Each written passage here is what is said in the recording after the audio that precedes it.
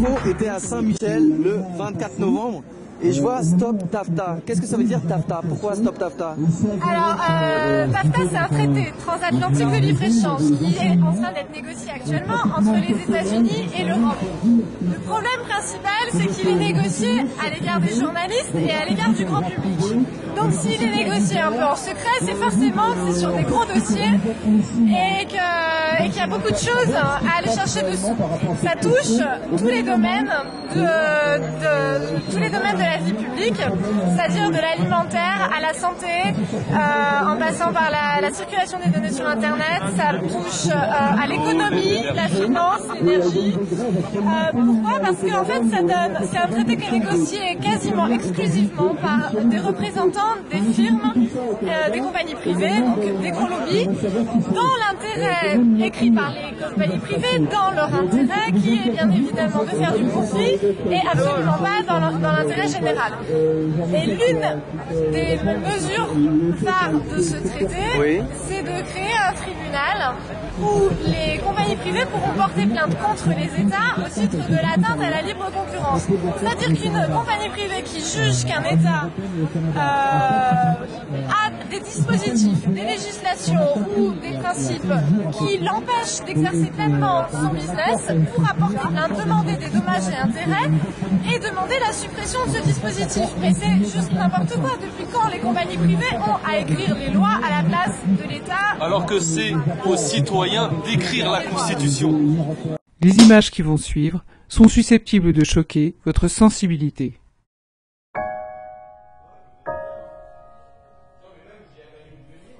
Bien. Vous avez tous vos feuilles? Oui. Alors, le premier. Nos profits valent plus que leur survie. Nos profits valent C'est mou, plus fort, tendez. Nos profits valent plus que leur survie. Nos profits valent plus que leur survie. Très bien, allez. Aidons les banques. Aidons les banques. Aidons les banques. Aidons les banques. C'est bien.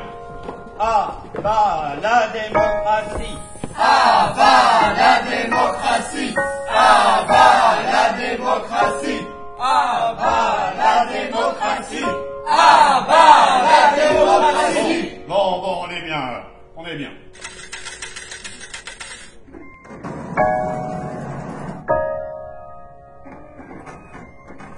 Le grand marché transatlantique menace la démocratie. Les élites économiques s'organisent. Et vous? Bonjour, Léna pour Engraine TV. Donc une action se déroule actuellement devant le siège de France Télévisions. Mais que se passe-t-il? La télévision est le principal média d'information pour 69% des Français. C'est le média d'information par excellence. France Télévisions sur le TAFTA, en plein sang. On est là à l'occasion du 4e round de négociation du TAFTA. Mais qu'est-ce que c'est le TAFTA? Le TAFTA, c'est le Transatlantic Free Trade Agreement.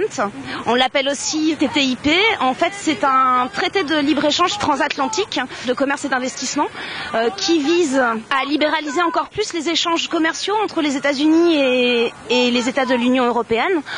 Notamment en s'attaquant aux normes en place dans les États des deux côtés de l'Atlantique. Normes sanitaires, environnementales, sociales, voilà, ça touche un peu tous les domaines.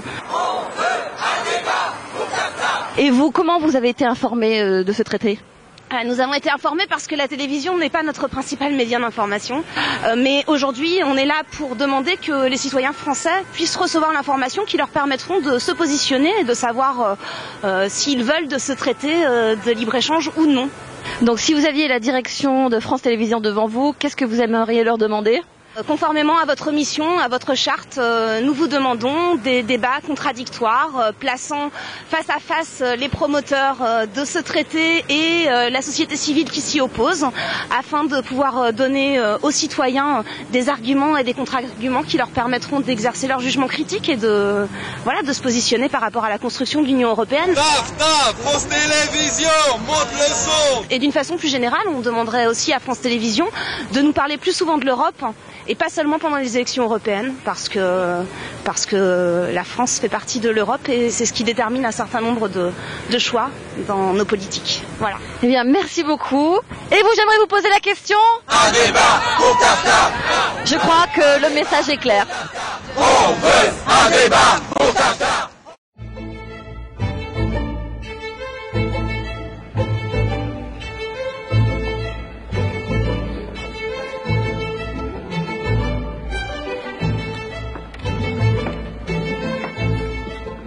Déjà, le grand marché transatlantique, je vais vous dire, je commence d'abord par être soulagé, parce qu'à un moment donné, j'ai eu des doutes sur moi-même.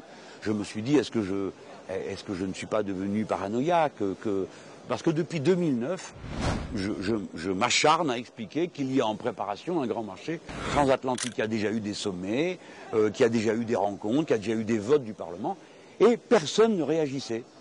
Et dans les votes du Parlement, les socialistes votaient comme un seul homme et une seule femme pour tout ce que voulaient les Nord-Américains. Mais je voyais les dates avancées, je savais que c'était pour 2015. Je me disais, mais comment c'est possible? On est déjà en 2013, il n'y a toujours rien d'officiel. Ah, ça n'a pas traîné. En janvier 2013, le président Obama a dit, nous allons créer un grand marché transatlantique. Aussitôt, sortent de leur boîte les deux androïdes européens, M. Barroso et M. Van Rompuy, qui courent à Washington, font des sourires, demandent où est-ce qu'on signe, ils signent, et Mme Merkel dit c'est une très belle idée. Le président Hollande, personne ne lui demande son avis, il ne compte pas. Donc aussitôt l'affaire s'est lancée. Et on a découvert qu'un grand marché allait se mettre en place, et ça ne serait pas seulement une zone de libre-échange, ça serait une zone où les normes seraient communes, vous voyez. Alors, qu'est-ce qu'il va avoir de commun? Par la force des choses, si vous mettez la concurrence libre et non faussée au sommet de toute la hiérarchie, ça veut dire que sur tous les domaines, c'est la norme la moins contraignante qui sera adoptée. Donc, en matière d'écologie, en matière sociale, comme en matière économique, ça sera la déréglementation généralisée. Pour donner des exemples concrets, les Nord-Américains lavent leurs poulets avec du chlore avant de les vendre, et ben vous mangerez du poulet au chlore. Ils mettent des hormones dans la viande bovine, et ben vous mangerez de la viande bovine. Et puis il y a des sujets qui sont pour nous très durs à accepter. C'est que quand il y aura un différend entre une grande entreprise et un État qui a mis une législation en place, autrefois c'était plaidé dans la justice de l'État considéré. Eh bien non, dans cet accord il est prévu que ce soit un tribunal privé. Vous savez, un peu le genre de celui qui a réglé l'affaire Tapie. Et ça serait au niveau international. Ne me dites pas que j'exagère. C'est ce qui s'est passé avec le Canada, qui a signé un accord de même nature avec les États-Unis d'Amérique, et à qui plusieurs entreprises demandent des milliards et des milliards pour avoir, par exemple, interdit l'exploitation des gaz de schiste.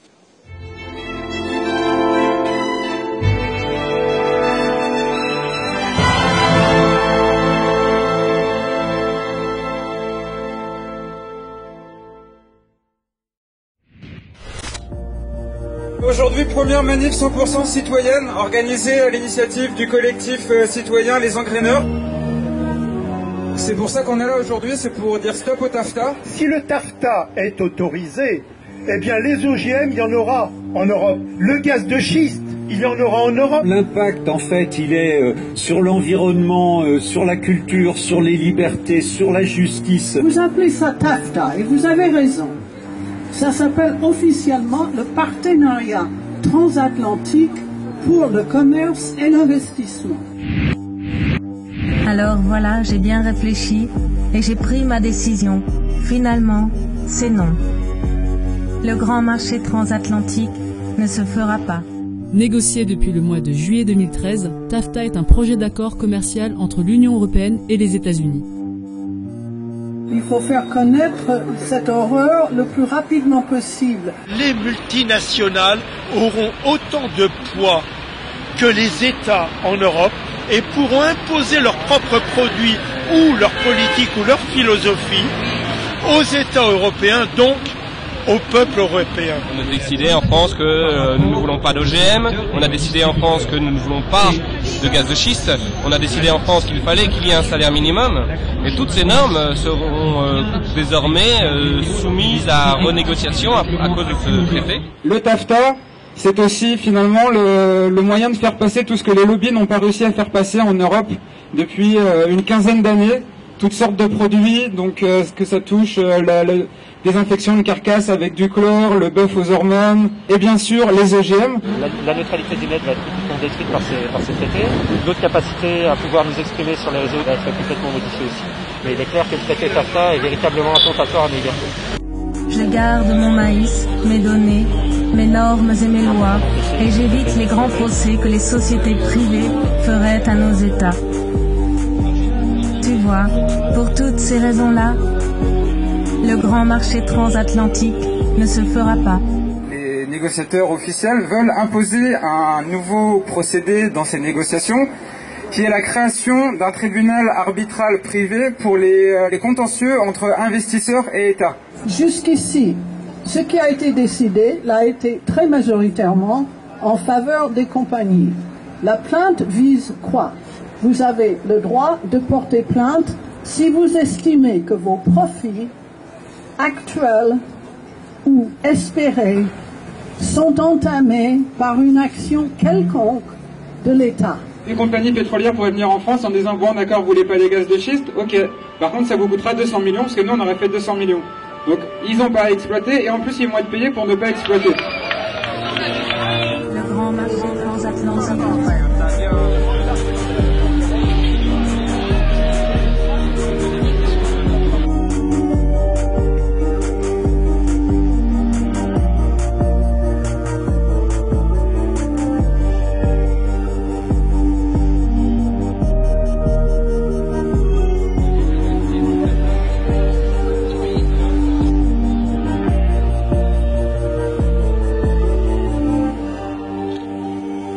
Ce traité de libre-échange Europe-États-Unis, le TAFTA, donc, est négocié par des négociateurs européens et américains dont le mandat de négociation n'a pas été rendu public. Donc on ne sait pas sur quel sujet ils vont négocier. Des négociateurs qui partagent les mêmes vues au départ et qui sont en plus sous influence permanente d'un certain nombre de groupes d'intérêt. Une fois qu'ils ont mis d'accord leur négociation, là c'est des gens qui n'ont pas du tout élu, en plus qui négocient pour nous, hein, c'est des négociateurs professionnels du métier. Ils redonnent ça à la Commission européenne qui valide le texte.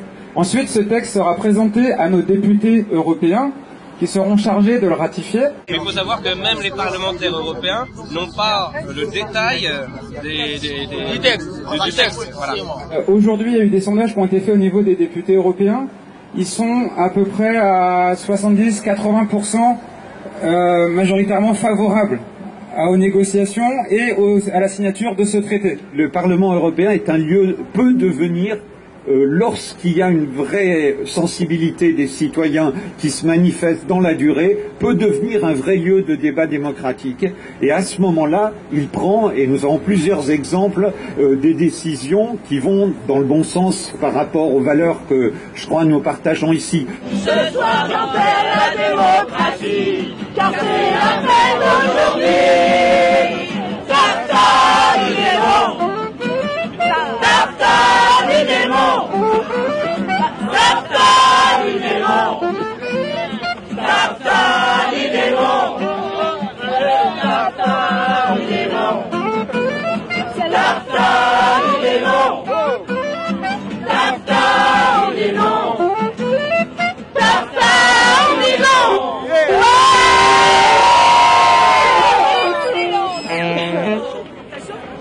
C'est pas que la France, c'est à l'échelle européenne qu'on peut éventuellement faire pression. Si aujourd'hui, sur tous les territoires français et européens, les gens se lèvent en disant on n'en veut pas, ce traité n'aura pas lieu parce que les parlementaires européens ne pourront pas nous l'imposer.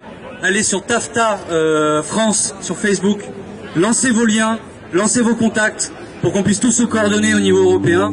Devenez non pas des spécialistes, mais des gens qui sont capables de tenir un discours qu'un député comprend. Tenez votre propre discours, pas un discours de quelqu'un d'autre que vous répéteriez. Il faudrait que vous soyez tous des éclaireurs, que vous soyez tous des ambassadeurs. Il s'agit de tout notre avenir, de l'avenir de nos enfants. Ça va pas être comme l'OMC qui peut mettre 10 ans pour arriver à une conclusion. L'objectif des États-Unis et de la Commission, c'est de faire finaliser tout le TAFTA pour l'année prochaine.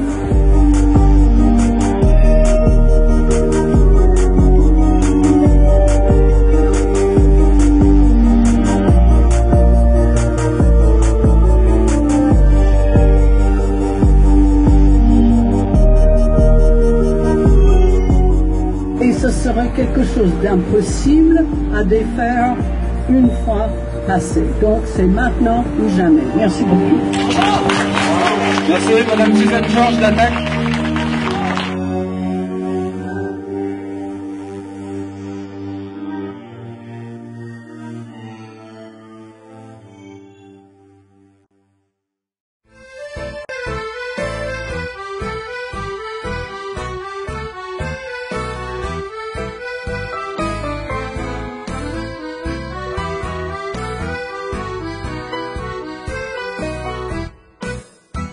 directement ce qui se passe dans l'assiette, c'est que dans tous les cas, quand il y a des négociations dites de libre-échange, c'est le nivellement par le bas, c'est jamais le nivellement par le haut. Quand on tue une volaille ou d'autres viandes, les Américains considèrent que ce qui est important, c'est la sécurité sanitaire.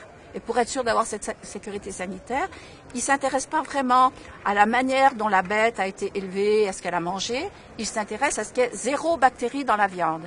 Donc, résultat, ils tuent les animaux et les carcasses sont chlorées, par exemple. Et après, vendues. Donc, pour nous, ça, c'est pas de la sécurité sanitaire. Hein.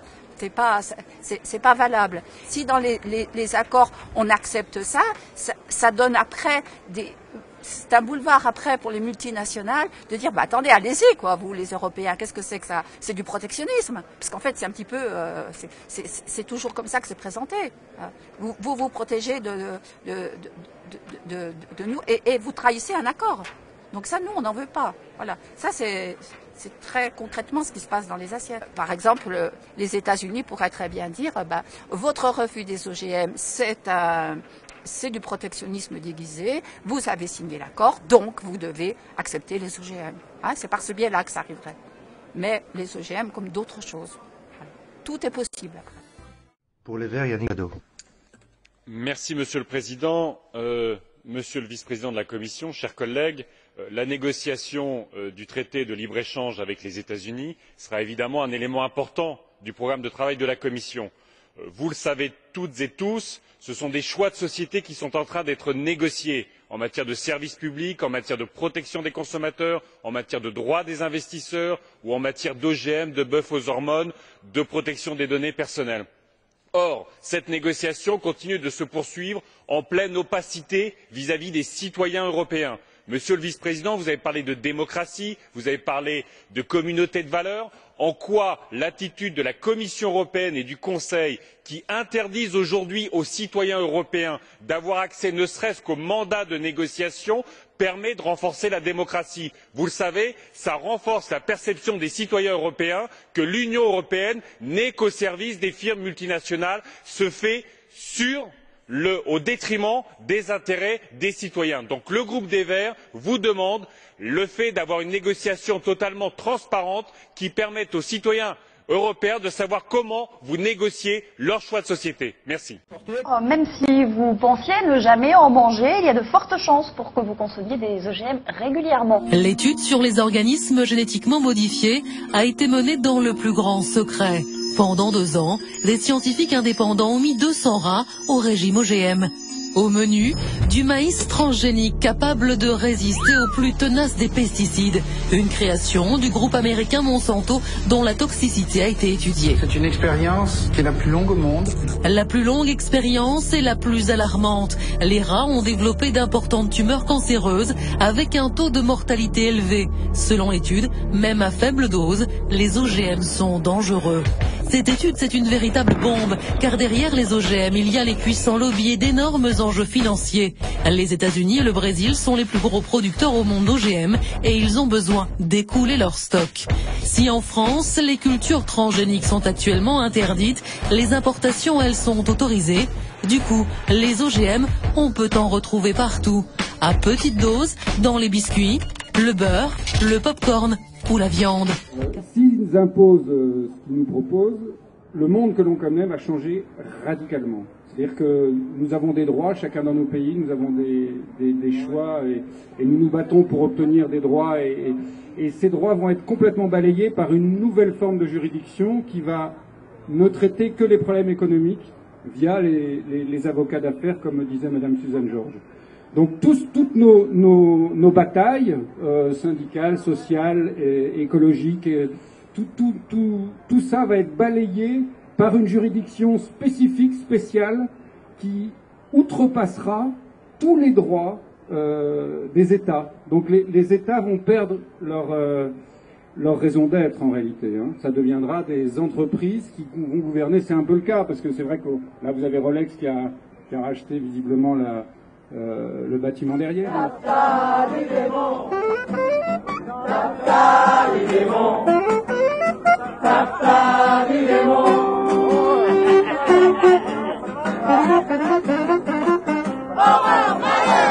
négocie l'Union européenne au nom des 28 gouvernements qui ont donné leur accord et les États-Unis, c'est d'abaisser deux choses. D'abaisser les droits de douane, ce qui a surtout de l'effet dans le domaine de l'agriculture, puisque c'est dans ce domaine que pour l'agriculture européenne, ça va avoir des effets extrêmement négatifs. Et c'est surtout abaisser ce que dans le jargon on appelle les barrières non tarifaires. Alors qu'est-ce que ça veut dire? Ça veut dire que ce sont les lois, les règlements, les normes d'une manière générale, telles qu'elles sont appliquées dans le domaine de la santé, dans le domaine des salaires, dans le domaine social d'une manière générale.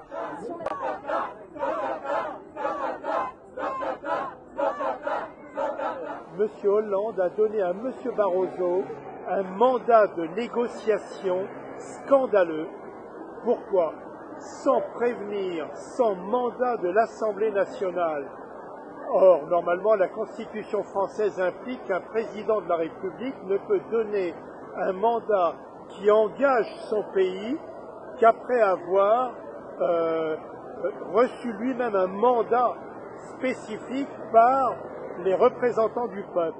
Il faut savoir qu'un quelconque organisme qui reçoit une quelconque autorisation de mise en commerce, de mise en culture, de mise en fabrication de la part d'un gouvernement qui appartient, qui est co-signataire de l'ALENA, donc du TAFTA, aura le droit inaliénable de produire et de vendre le produit dans la totalité des pays qui auront signé le TAFTA.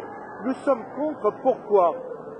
Si on signe le TAFTA avec les États-Unis, ça veut dire que tous les produits qui sont produits par les États-Unis, par une quelconque société américaine, deviendra autorisé de fait en Europe. C'est un procédé qu'on a découvert il n'y a pas longtemps, qui favorise le mondialisme à travers les échanges entre les États-Unis et la France. C'est une nouvelle qui pour moi vient de tomber, c'est quelque chose que je ne connaissais pas, qui annonce des choses vraiment de mauvaise augure. Nous, on a un groupe de musique qui essaie de dénoncer justement les choses comme ça. On a fait un morceau sur Monsanto, qui à travers la musique, on se prend des reproches sur notre engagement, tout ça. On aimerait qu'on soit plus terre à terre et à pas forcément dénoncer les choses. Mais nous on y accorde une importance toute particulière à être la conséquence de la cause que ces gens-là représentent. Il est important de défendre nos assiettes. À table, c'est Monsanto qui régale les OGM, les carottes à vu leur taille, sur vaccination, cure d'antibiotiques sur le bétail, la terre mère, traitée comme un détail, ou Bolloré, mériterait la peine capitale. Je dis santé, t'as toujours un virus pour patienter. J'ai plus d'avions à faire sauter, la grippe a poussé, ne fait que tous aimer. Vas-tu laisser le vaccin t'ambiancer, penser, écrire accepter, remplir procès, les voleurs comme Kouchner, pédophile Frédéric, giga politique. Et tu connais la suite, les juges sont enfuis, système court-circuit, l'opinion publique. Parce que nous, on n'a peut-être pas les armées, on n'a pas l'argent, mais on a nos bras, on a nos jambes, on a le cerveau. Notre volonté. On a la volonté, exactement. Voilà. Et plus on sera, faut pas attendre que les problèmes atteignent chaque personne pour que chaque personne ait envie de faire quelque chose. C'est aujourd'hui qu'il faut qu'on le fasse, sinon dans 2 ans, 5 ans, 10 ans, je sais pas combien de temps, on va tous regretter. Sérieusement, on va tous regretter. Et faut se mobiliser, tout simplement. Voilà. Ce genre d'initiative-là, c'est clairement, ça vise, à mon sens, les gens qui travaillent à ça, visent à établir des formes de gouvernance de plus en plus éloignées du citoyen. Autrement dit, à mettre en place des pouvoirs qui sont à la fois entre des mains de gens non élus, donc des gens qui n'ont pas dû passer par les urnes pour pouvoir avoir un pouvoir de décision. L'exemple typique, c'est la Troïka en Grèce, l'intervention du Fonds monétaire international, de la Banque centrale européenne et de la Commission européenne. Il n'y a pas un seul élu politique dans toute cette banque-là qui, finalement, a pris en main des destin de pays comme la Grèce ou d'autres pays européens. Alors, de nouveau, on a des preuves de ça, parce que si je lis, par exemple, la prose du TPN, donc ce fameux lobby transatlantique, eux, ils ont écrit un jour dans un document, ils ont écrit ceci explicitement. Ils ont dit le marché transatlantique est l'ancre de l'économie mondiale. Et quand je dis l'ancre, c'est un ancre de navire, donc c'est ce qui va permettre d'asseoir l'économie mondiale.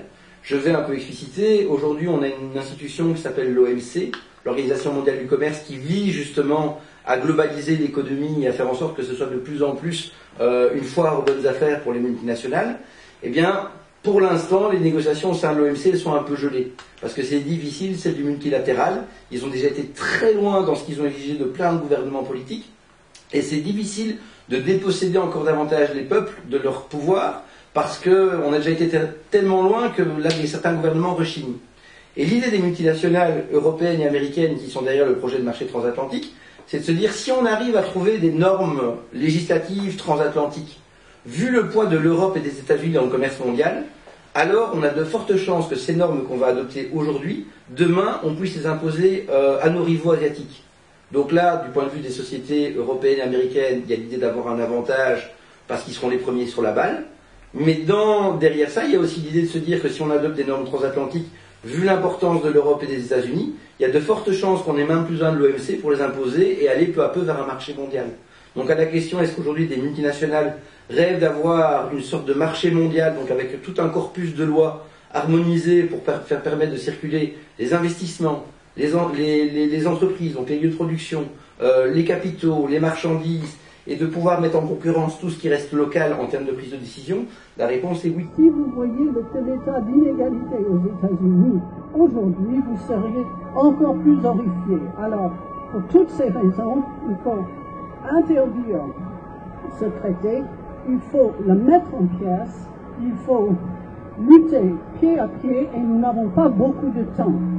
Alors faites tous, les ambassadeurs, soyez tous des éclaireurs du public, des éclaireuses, parce que il s'agit de tout notre avenir, de l'avenir de nos enfants, et ce serait quelque chose d'impossible à défaire une fois passé. Donc c'est maintenant ou jamais. Merci beaucoup. Bravo.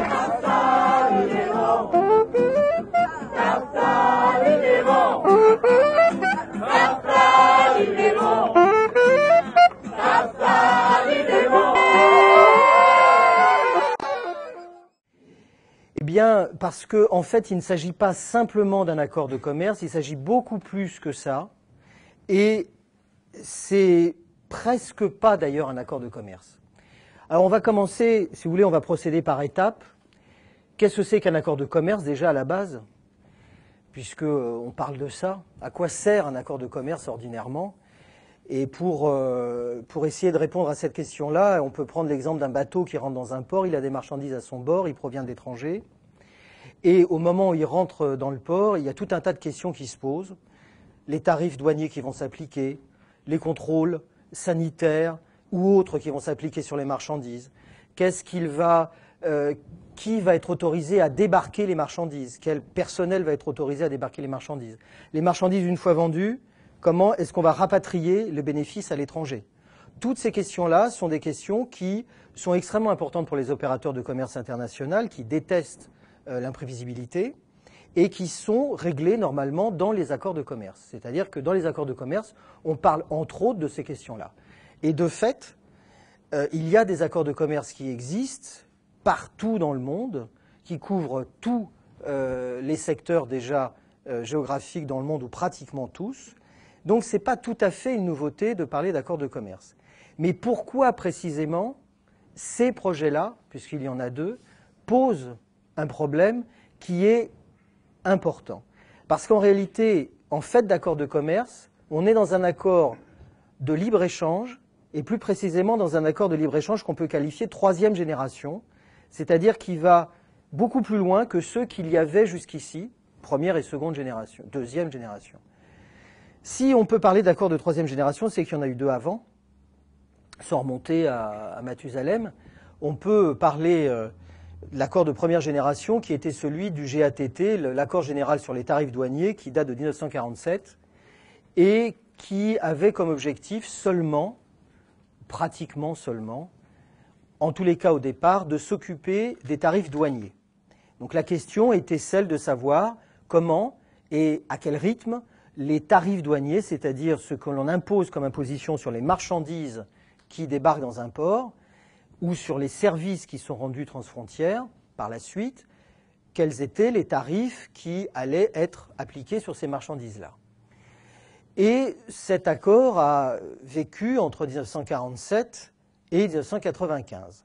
Entre les deux, vous le savez, il y a eu un certain nombre de choses, d'événements historiques tout à fait importants, aussi bien la chute de l'Union soviétique, la fin de l'Union soviétique, je veux dire, que l'arrivée au pouvoir dans les pays occidentaux des néolibéraux à partir de 79-80, avec un changement idéologique tout à fait important qui a amené à considérer que avoir des accords de commerce qui uniquement s'occupent des questions de tarifs douaniers, ce n'était pas suffisant. Et là, on peut parler d'accords de deuxième génération, avec la création en 1995 de l'Organisation mondiale du commerce. Avec l'Organisation mondiale du commerce, il ne s'agit pas seulement de s'occuper du commerce extérieur comme conçu comme étant les relations extérieures des pays, mais le commerce mais il fallait s'occuper des barrières derrière les barrières. C'est-à-dire il fallait s'occuper, à partir de 1995, de faire sauter les réglementations intérieures qui sont considérées comme des obstacles au commerce. Considérant que l'objectif qui est posé à partir de ce moment-là dans les accords de l'OMC, c'est la concurrence généralisée, c'est-à-dire la libéralisation à tous les niveaux.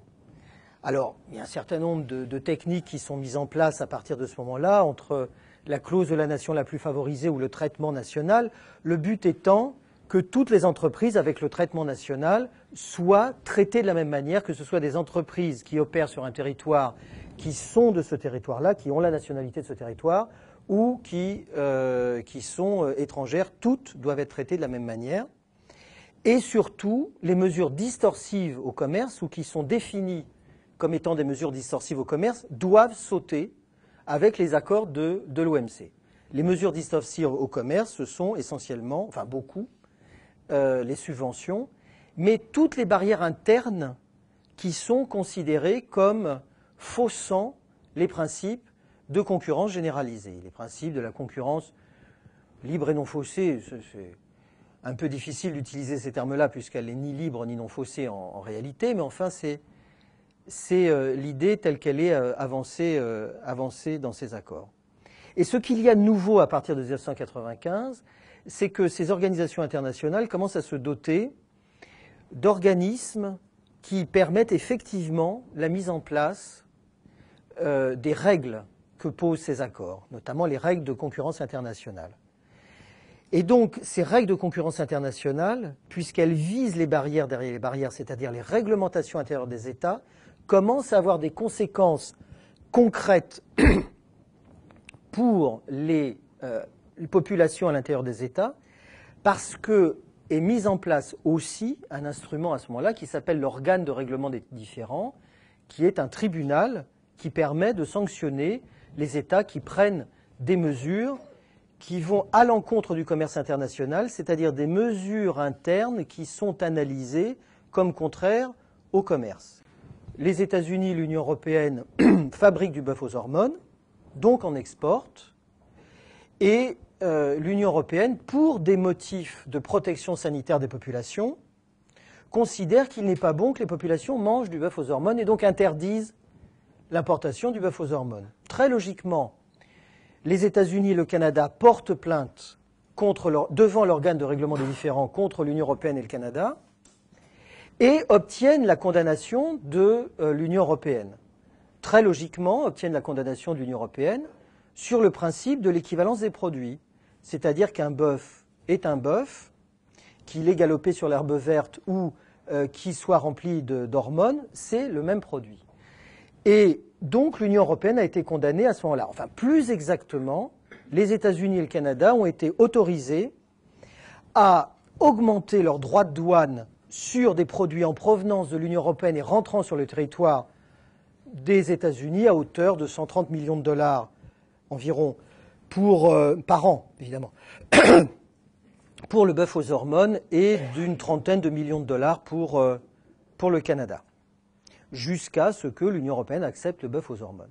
Donc on voit à travers cet exemple-là que les règles de commerce international ne concernent pas que le commerce international et qu'on commence à rentrer dans les décisions internes, y compris prises, le cas échéant, de manière démocratique, et qui peuvent sauter sous la décision d'organes internationaux chargés de la mise en place des accords de commerce international. On arrive aux alentours des années 2000 et là, c'est absolument patent. L'OMC est bloqué.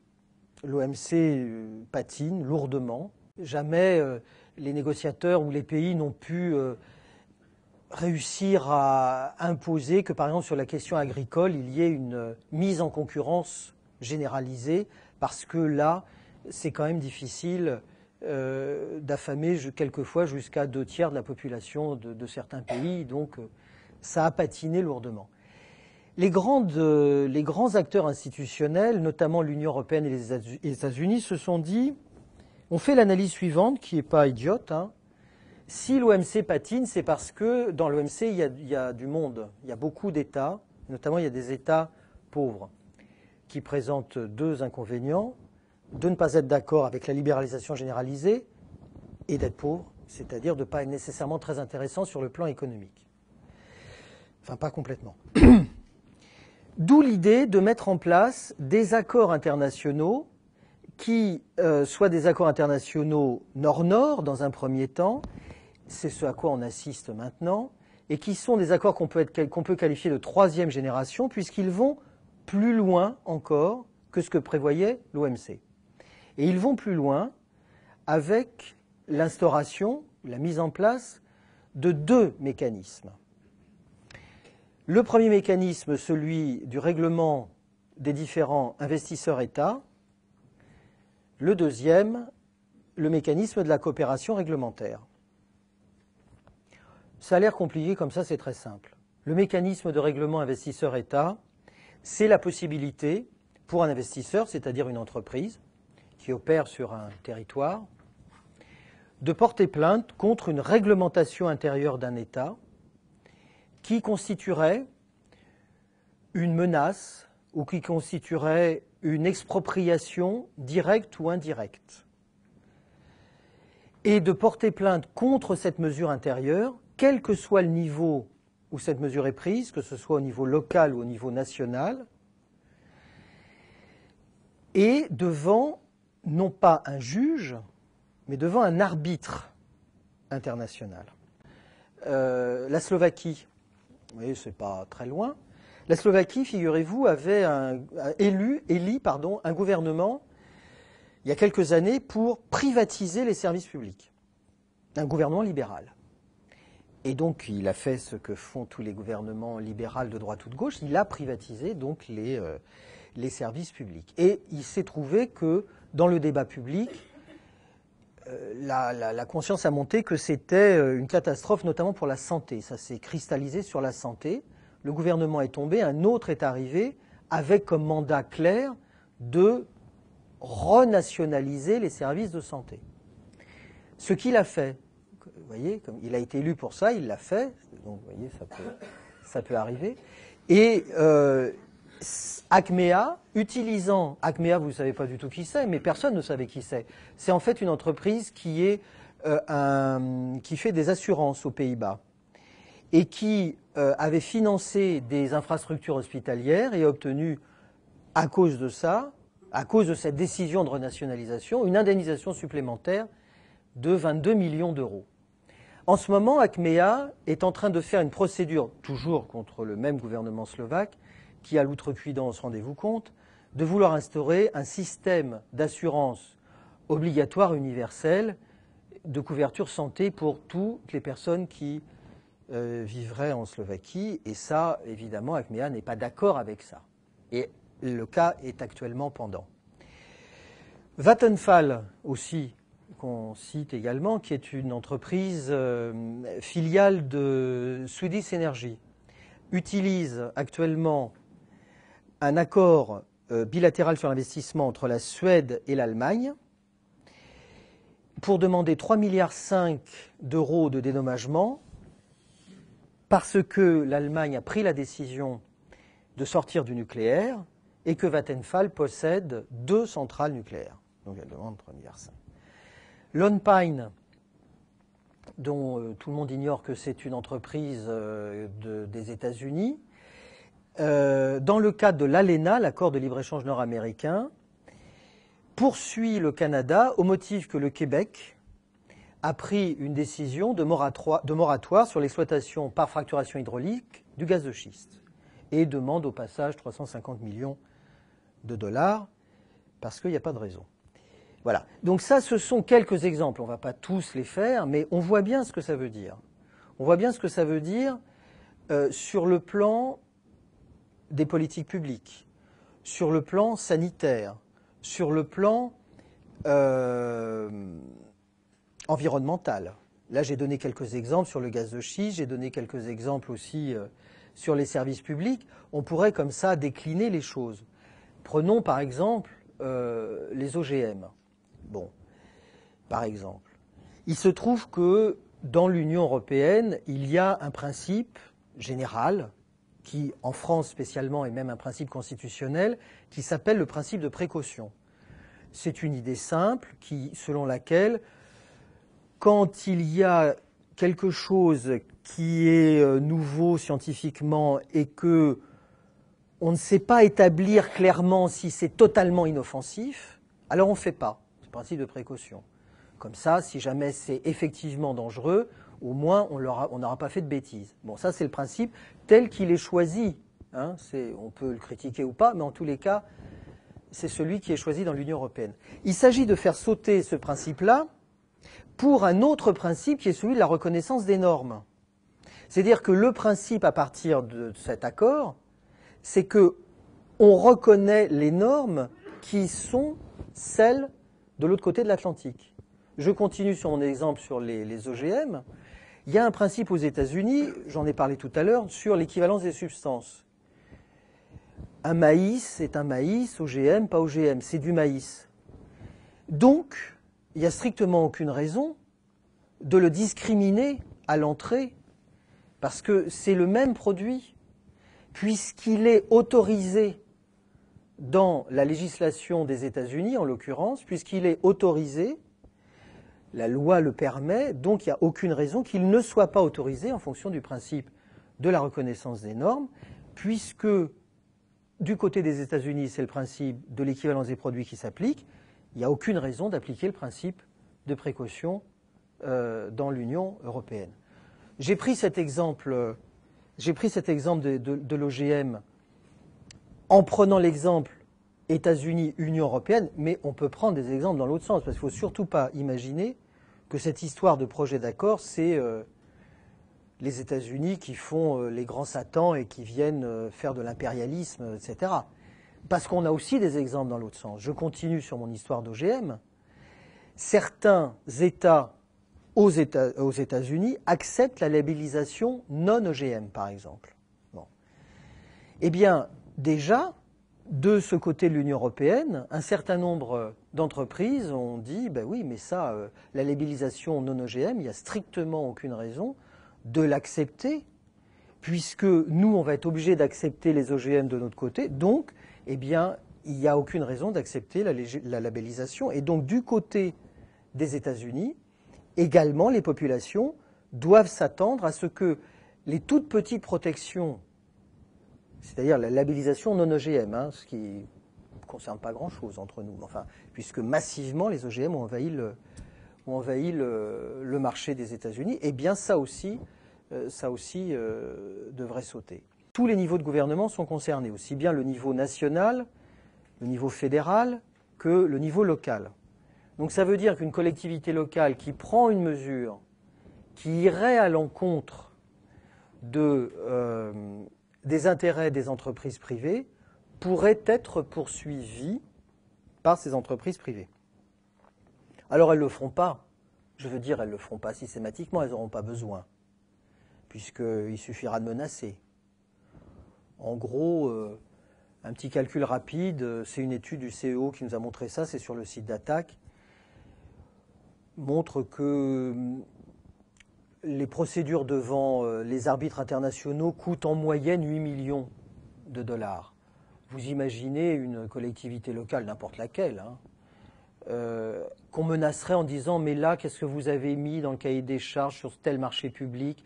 Vous avez demandé pour la cantine, vous avez demandé de la nourriture bio, vous avez demandé des circuits courts, mais qu'est-ce que ça veut dire? Pourquoi vous avez mis ça? C'est contraire au principe, nous, ça n'existe pas chez nous, on n'en veut pas ici. » Il suffira juste de la menace. Une collectivité locale devant ce genre de choses pliera, et pliera immédiatement. Donc la seule menace suffira pour réduire la possibilité et des collectivités locales, mais aussi des États, d'agir. Alors ça, c'est le premier mécanisme. Je sens déjà que vous êtes impatient d'attendre la suite, parce qu'il y a un second mécanisme, qui est celui de la coopération réglementaire. Le mécanisme dont je viens de vous parler, le mécanisme investisseur-État, c'est pour ce qui existe aujourd'hui, les règles qui existent aujourd'hui. Mais il faut penser au futur. Business Europe, qui est le MEDEF européen, et que j'aime bien citer parce qu'il dit des choses tout à fait intéressantes, a dit qu'il souhaitait un accord vivant. Et il a été exaucé, comme c'est étonnant, un accord vivant, c'est-à-dire un accord qui fonctionne pour l'avenir. Alors c'est simple, il s'agit d'instaurer un mécanisme d'alerte précoce. Dès lors que, dans l'avenir, un gouvernement aurait des velléités de prendre des mesures qui auraient un impact sur le commerce, c'est-à-dire toutes, parce que si on regarde bien, toutes ont un impact sur le commerce, plus ou moins. Eh bien, il faudra qu'il en informe un comité de suivi de l'accord qui sera mis en place, qu'on appellera un comité de coopération réglementaire, ce qu'on voudra, qui lui-même demandera, en tous les cas c'est comme ça que c'est décrit dans les mandats, demandera son avis aux gens qui sont concernés, c'est-à-dire aux lobbies industriels, aux lobbies financiers, autant demander aux gens qui savent. Et pour qu'ils fassent des commentaires, ces lobbies, pour qu'ils puissent dire oui, ça va, comme nouvelle réglementation envisageable, ça, ou non, ça on n'en veut pas. Et d'ailleurs, ça veut dire que si on vous dit maintenant qu'on n'en veut pas, et que néanmoins ça passe, paf, on utilisera le mécanisme investisseur-État dont je vous ai parlé plus haut. Donc vous voyez, non seulement on a un accord qui atteint directement au périmètre de la décision publique, mais encore qui se donne des allures d'irréversibilité. C'est-à-dire qu'avec ça, tout ce qui n'aura pas, enfin tout ce qui aura été privatisé ne pourra plus être nationalisé. Tout ce qui va plus loin dans le sens des réglementations, des protections, quelle que soit leur nature, ne seront pas envisageables. Et alors ce truc-là, évidemment, mais ça, vous l'avez compris, se négocie dans le secret le plus complet. Ce qu'on sait, en revanche, c'est que la négociation se fait sur le principe de la liste négative. C'est-à-dire que les États disent « je ne veux pas qu'on libéralise tel secteur ». Ce qui veut dire que tout ce qui aura échappé à sa vigilance sera libéralisé. Et ça, il n'y a pas moyen d'avoir la liste, par exemple. Ça, on ne l'a pas, voyez. Donc on a juste les mécanismes dont je vous ai parlé, on a les exemples des jurisprudences dont je vous ai parlé et qui sont effectivement totalement vérifiables, mais pour le reste, ça se passe dans un secret assez complet. On a devant nous, c'est pas demain matin que ça arrive, même l'accord Union Européenne-Canada, c'est pas demain matin. L'accord Union Européenne-Canada est plus avancé. Lui, il faut sa peau aussi, hein. Il faut qu'on ait sa peau, parce que si Union Européenne-Canada passe, l'autre derrière, il est plus gros, mais il passe mieux, voyez. L'Union Européenne-Canada aura déjà fait le chemin, d'autant que le Canada, comme vous le savez, donc, fait partie de l'ALENA, donc il y a une compatibilité nécessaire entre tous ces accords. Donc il faut aussi la peau d'Union Européenne-Canada, et il est, en dépit de ce que racontent le Premier ministre canadien et le président de la Commission, il n'est pas fini, il est loin d'être fini. Donc on a du temps un petit peu pour se mobiliser, on a du temps pour monter dans l'opinion, et l'accord Union Européenne-États-Unis n'est pas du tout au bord d'être conclu. C'est-à-dire que la commission qui parle de 2014-2015, elle rêve. C'est tout simplement pas possible. Il y a vraiment des très gros morceaux, y compris le fait que, par exemple, les États-Unis considèrent que la législation européenne est plus laxiste. Enfin, c'est pas qu'ils considèrent, ils constatent que la législation européenne est plus laxiste en matière financière que chez eux. Donc ça, les États-Unis ne sont pas prêts à lâcher là-dessus non plus, vous voyez. Il y a des vraies contradictions internes entre les négociateurs qui ne vont pas s'aplanir comme ça demain matin. Donc on a un petit peu de temps. En France, il y a un collectif qui fonctionne, qui s'appelle Stop TAFTA, où on arrive, rendez-vous compte comme c'est bien, on arrive à faire coexister des partis politiques, des syndicats et des organisations, et on arrive à travailler. Vous voyez, c'est quand même pas mal, hein. C'est pas si fréquent. Et donc, cette mobilisation, elle existe. Ce qu'on a comme idée, c'est de s'inscrire dans le temps long, dans les 2 ans qui viennent, là, en demandant que des collectivités locales se prononcent contre le TAFTA, tout simplement parce que c'est le moyen, non seulement d'informer des élus qui, évidemment, ne sont pas plus informés que les autres, hein, bon, mais surtout en informant les élus d'aller voir, de toucher les populations. Et de toucher les populations au plus près, puisque c'est là où les mobilisations se font. Et quand on va dire aux gens du gaz de schiste que ça arrive, que les OGM, ça arrive, que le poulet javellisé arrive, etc., ce sont des choses qui ont un écho réel. Parce que ces mobilisations-là sont des mobilisations qui ont véritablement une importance. Donc on a véritablement de quoi avoir la peau de ce truc-là. Et là, récemment, 2 régions se sont déjà déclarées, l'Île-de-France et PACA. Et PACA, d'ailleurs, c'est très intéressant, y compris le groupe socialiste de la région PACA, y compris le président de la région PACA, s'est déclaré contre TAFTA. Alors que le mandat a été donné par le gouvernement. Je veux dire, les gouvernements, mais aussi le gouvernement français. Donc vraiment, on a là quelque chose qui commence à monter. Il y a 3 villes également qui sont déclarées. La défense de ce vœu est pour moi très importante à double titre. D'abord sur le fond, on va l'évoquer dans quelques minutes, et également parce que c'est ma dernière expression dans cette assemblée dont je vais démissionner dans les jours qui arrivent. Et donc c'est aussi une manière et un moment pour moi de dire que j'ai été heureux de contribuer au travail de cette assemblée depuis 4 ans maintenant, et que les forces politiques que nous avons mises en œuvre, que les discussions que nous avons eues, parfois rugueuses, ont servi l'intérêt général et les biens communs. Après avoir écouté le vœu proposé par nos collègues du groupe PSEA, il me vient quand même une question: peut-on vraiment se protéger d'une tornade avec un parasol? La réponse est évidemment non pour notre groupe.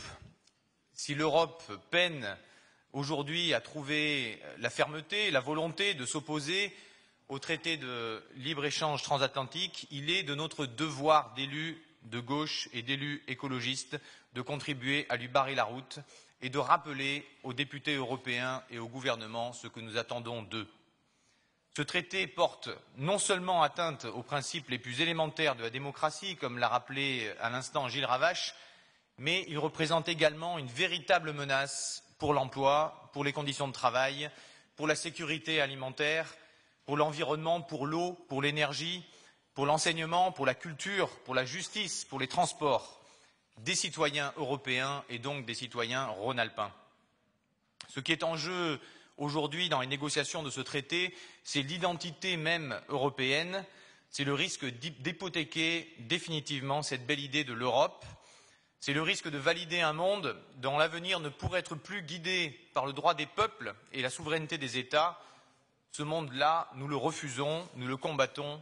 Pour nous, un autre monde est possible, ici et maintenant. Nous, élus de gauche, élus écologistes, refusons la mise en place d'une gouvernance mondiale basée sur des normes marchandes et visant à se débarrasser de tout contrôle démocratique. Nous nous opposons à une diplomatie européenne de plus en plus alignée sur les exigences commerciales privées. Ce que nous voulons, c'est une Europe démocratique, citoyenne, qui se bat pour une autre mondialisation.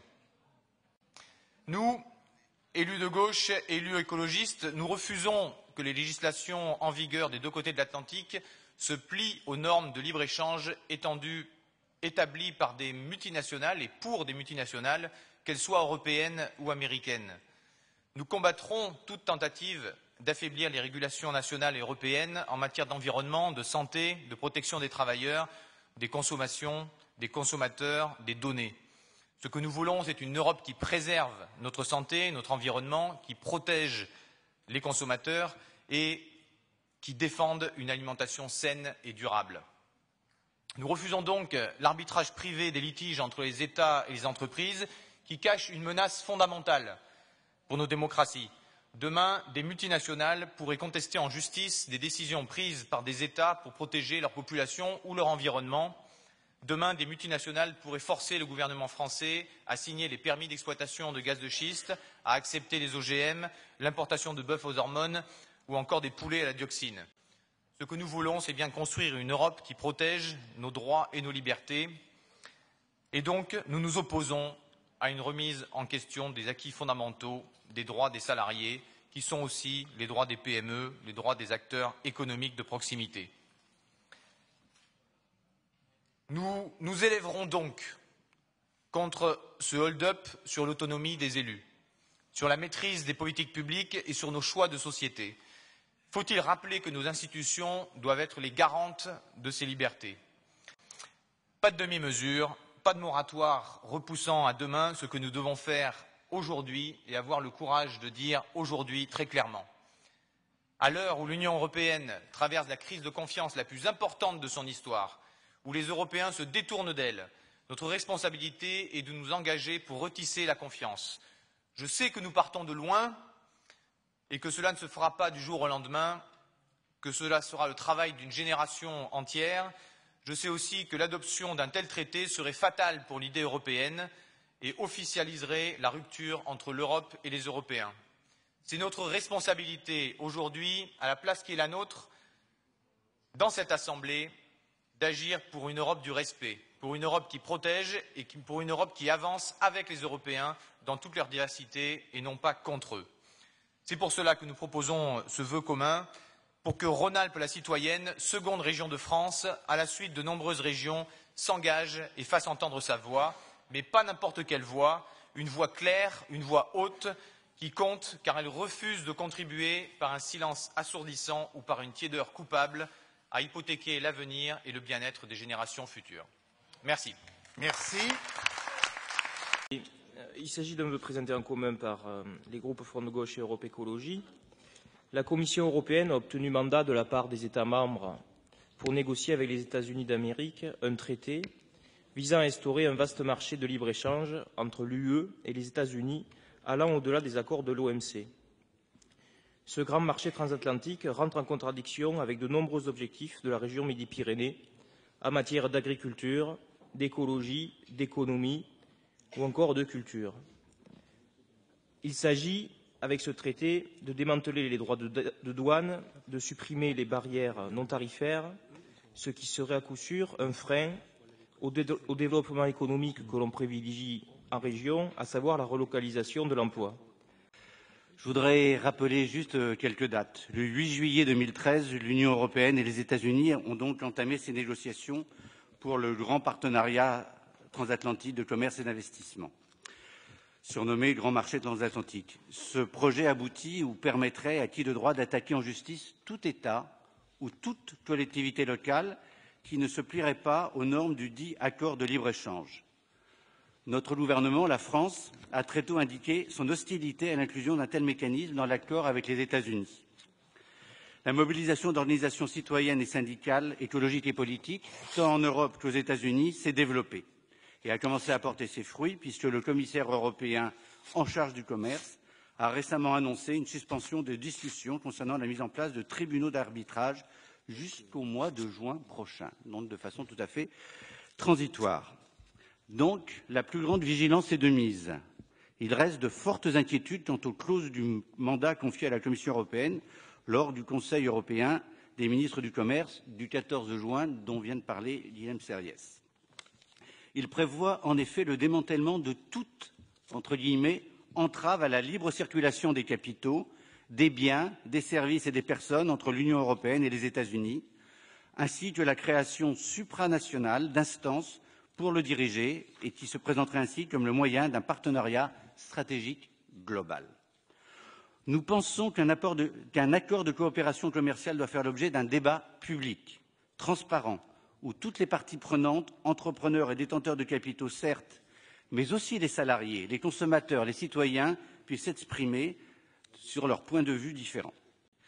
Pour que l'urgence écologique reste au cœur de nos politiques locales et ne soit pas purement et simplement sacrifiée sur l'autel de la recherche de bénéfices de très court terme, sur la promotion de normes sociales et environnementales associées au développement durable, faisant partie intégrante d'un éventuel accord en lieu et en place d'un principe unique et indifférencié de libre-échange et de concurrence. Cela implique la mise en place d'un débat national sur le partenariat transatlantique ainsi qu'au niveau des régions. Voilà le texte que je viens de lire. J'aurais bien aimé l'écrire, chers collègues. Mais ce n'est pas moi qui l'ai écrit, c'est une députée maire de Niort, du Parti socialiste, qui l'a fait voter à l'unanimité dans sa collectivité locale il y a 3 jours, exactement comme il y a quelques jours plus tôt, le député maire de Besançon l'a fait voter dans sa propre commune, et comme quelques jours précédemment, Michel Vauzel, président de la région PACA, l'a également voté avec la plupart des élus socialistes. Pourquoi j'ai fait cette lecture de ce texte-là? C'est pour bien montrer que les choses n'ont pas changé, voire se sont aggravées, et que dans ce cadre-là, à l'unisson de ce qui est en train de se passer dans l'ensemble des collectivités françaises, toutes les forces de gauche, socialistes, radicales, communistes, front de gauche, écologistes, doivent se réunir pour mettre un terme à ce démantèlement de ce qui est le droit européen et le droit français. Oui, ce sont aussi des socialistes qui ont dit le partenariat transatlantique, il ne s'agit pas d'un accord comme les autres, on l'a d'ailleurs appelé partenariat, et il recouvre un enjeu démocratique, il doit donc être négocié sous l'œil vigilant de la démocratie. Et puis c'est un socialiste qui a également dit « Je ferai également tout pour que l'agriculture puisse être préservée dans la négociation avec les États-Unis ». Je voudrais donner quelques éléments d'intervention qui ne diront pas que je ne partage pas et que nous ne partageons pas un certain nombre des craintes qui sont légitimes et qui sont exprimées par nos camarades et amis, mais dire que je ne partage pas forcément la conclusion qui consiste à aller au vœu sur la base de l'ensemble de ces déclarations. Bien entendu, les négociations, nous en convenons tous, sont difficiles. Elles sont difficiles par essence, au vu des partis qui négocient, et parce qu'elles engagent l'Union européenne. Mais vous le savez, pour l'Europe comme pour la France, le partenariat existe déjà avec les États-Unis, et la France est par exemple la première destination des investissements US en Europe pour les projets industriels. Vous savez également, mes chers collègues et amis, que les échanges avec les États-Unis sont une réalité à la fois macro et microéconomique. C'est une réalité quotidienne pour les territoires de nos régions françaises. Vous savez également que pour nombre de TPE ou encore de PME qui exportent aux USA, nous avons indication d'un certain nombre d'obstacles visés par ces mêmes entreprises donc à l'ensemble de ces échanges. Il faut donc, d'une certaine façon, trouver à renforcer les échanges avec les USA, mais il faut effectivement un accord équilibré, porteur de croissance et d'emploi de part et d'autre de l'Atlantique. Je suis par ailleurs convaincu que des standards mondiaux sont nécessaires. Je voudrais ajouter, ce qui n'est pas dit dans les interventions, que la France avait obtenu des éléments importants dans le mandat de négociation donné à la Commission européenne sur les services audiovisuels, les marchés publics de défense et les préférences collectives. Je veux enfin dire que la France a également demandé la transparence et le débat public, et que si ça n'est pas toujours simple au niveau européen, la ministre du Commerce extérieur consulte les entreprises, les ONG et les syndicats. En conséquence de quoi, la façon dont globalement est rédigé ce vœu me pousserait en première intention à le repousser. À Monsieur Suot, qu'il est un petit peu à côté des enjeux, pour une raison, parce que ce qu'on dénonce ici, c'est le contenu du mandat qui a été donné à la Commission européenne pour négocier. Et le mandat qui est donné à la Commission européenne, c'est explicitement, littéralement, le fait de conclure non pas un partenariat, mais un traité visant à établir une zone de libre-échange impliquant, c'est écrit comme cela, la suppression de toutes les entraves à la liberté, à la liberté de circulation des capitaux, des marchandises, la suppression des droits de douane, la suppression des barrières non tarifaires. C'est le mandat qui est donné à la Commission européenne. Il est sûr que nous avons besoin de pouvoir exporter. Nous avons besoin de pouvoir avoir des frontières ouvertes. Alors le problème, c'est après ça, c'est dans l'autre sens. On ferait bien un sens unique vers l'extérieur, quoi. Mais c'est difficile. Enfin, je ne vois pas qu'on puisse nous régler ce problème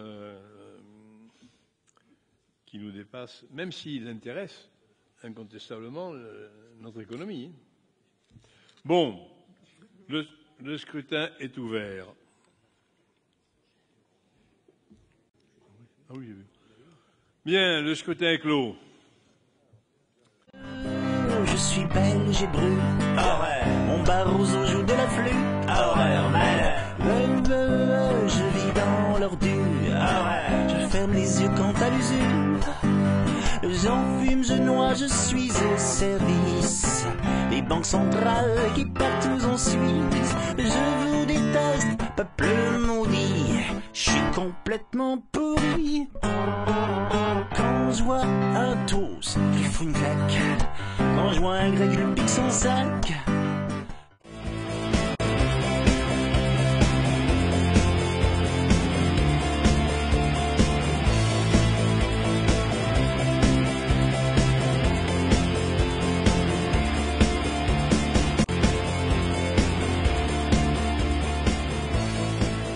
Je sais qu'il y a dans la salle des gens qui ne savent pas ce que c'est TAFTA, et d'ailleurs je les remercie vivement d'être quand même venus à un événement dont ils ne comprenaient pas le titre. Je m'aperçois que le TAFTA aujourd'hui, il a envie de décider, de nous imposer des choses qu'on ne voudrait pas. C'est-à-dire que moi je ne veux pas une démocratie subie, je préfère une démocratie choisie. J'ai plus le droit d'aller aux États-Unis depuis 2006. Et je leur ai dit, mais pourquoi vous m'interdisez de rentrer aux États-Unis? Et ils ont eu cette phrase extraordinaire, ils m'ont dit, monsieur, vous avez été condamné pour turpitude morale. Je leur ai demandé à l'officier de police, c'est quoi la turpitude morale?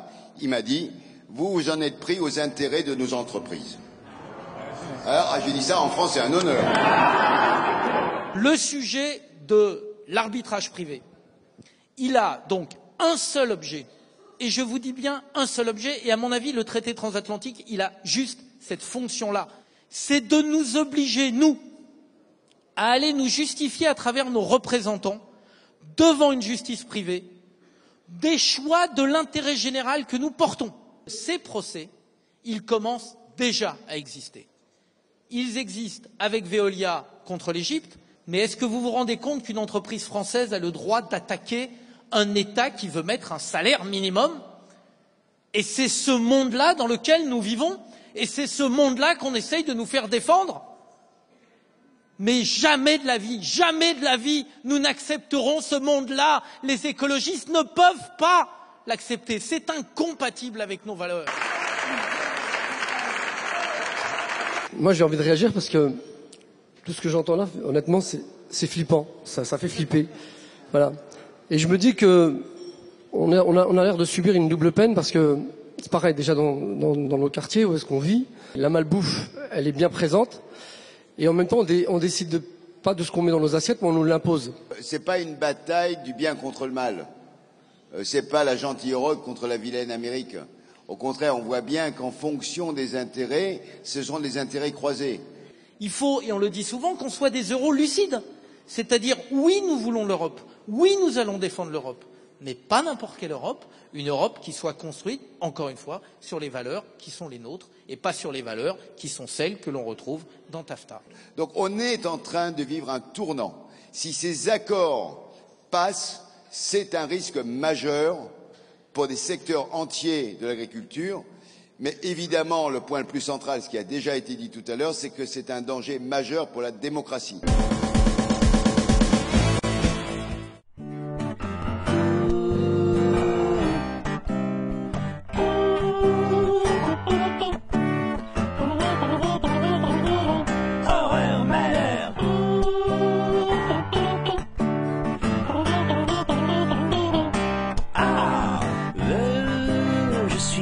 J'ai brûlé, mon Barroso joue de la flûte, je vis dans l'ordure, je ferme les yeux quant à l'usure, j'enfume, je noie, je suis au service des banques centrales qui partout en Suisse. Je vous déteste, peuple maudit, je suis complètement pourri. Quand je vois un tous, il faut une claque. Quand je vois un grec, je lui pique son sac. Tu craches, je raque, rien ne m'arrête, car je te tiens par la dent. C'est le taffetas du limon. Taffetas du limon. Taffetas du limon. Taffetas du limon.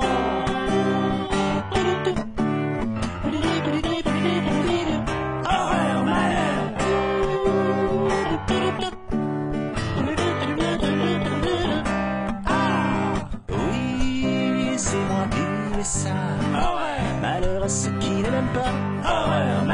Oui, mon cœur Rockefeller. Je fais l'amour, je fais la guerre. Mes alliés, je les écoute, je kiffe. Et comme il fouette, ils jouent les naïfs. Je nourris mes cochons avec des chaînes bourrées aux OGM. Attaquant les nations limites, où un tyran veut pas que je l'habite. Avec mes multinationales chéries, car c'est la fête aujourd'hui. C'est le taffetas du limon. Taffetas du limon. Taffetas du limon. Taffetas du limon.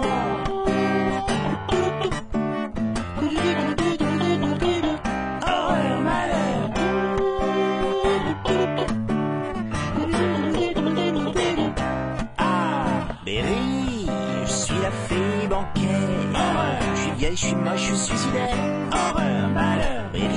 Bri, mon grand marché maudit viendra faire mal aux tout petits. Je fais des prêts aux mains tendues, des politiques, j'en fais des vendus. Je fais des potions pour séduire les hommes, je les mens quand ils dorment. Dans ma marmite, c'est l'épouvante, je contrôle plus mes idées démentes. Ce soir j'enterre la démocratie, car c'est la fête aujourd'hui. C'est le taffetas du limon.